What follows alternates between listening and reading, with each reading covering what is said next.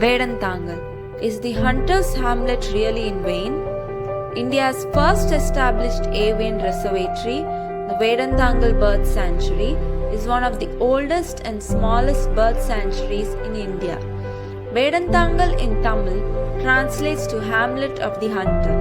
It was once a favorite hunting ground of rich landlords in the early 1700s.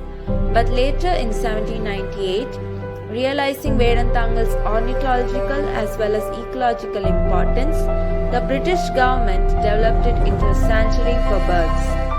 Wetlands with small lakes and water bodies in Vedantangal is blessed with its unique ecosystem, proves it to be an excellent habitat for thousands of flora and fauna. This small paradise shelters as many as 40,000 migratory birds and few reptiles every year, with some of them stamped as endangered species to rest, feed, and breed happily. The Barringtonia trees at the peripheries of such water bodies become excellent perching sites as well as nesting platforms for the birds.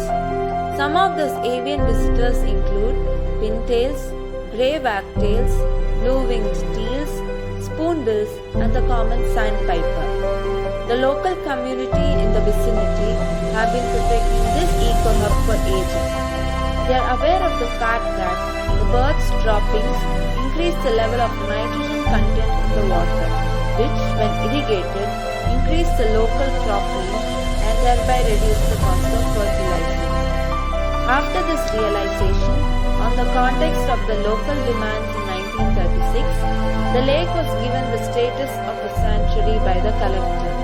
In 1962, it got the status of reserved forest under the Madras Forest Act. Such an ecological importance it has, but tragically, this small avian paradise is now facing a trouble of crushing its buffer size due to the declaration of the State Board for Wildlife. Consequently, a whopping 40% of Vedantangal Bird Sanctuary area, which is an important nesting place for thousands of migratory birds, may be opened up for commercial use, including setting up of industries. State Board for Wildlife has cleared Forest Department's proposal to redraw the boundary of the sanctuary.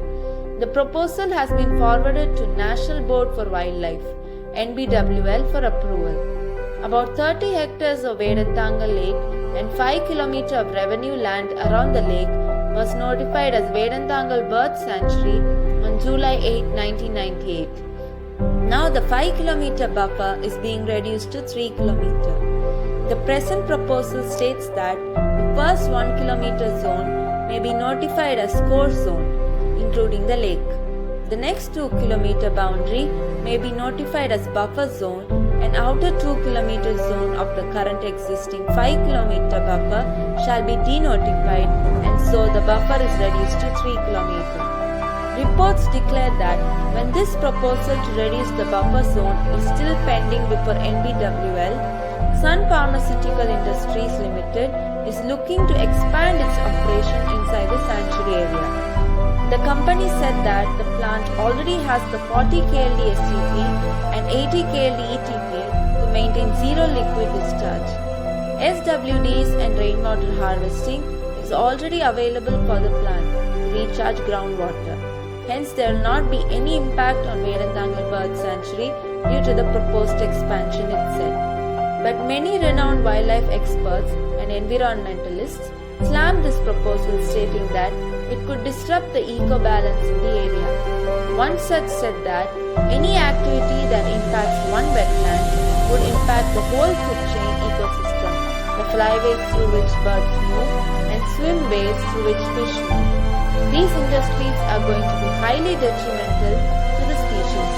This is going to be dangerous to the food chain. There is nothing positive about this, he added.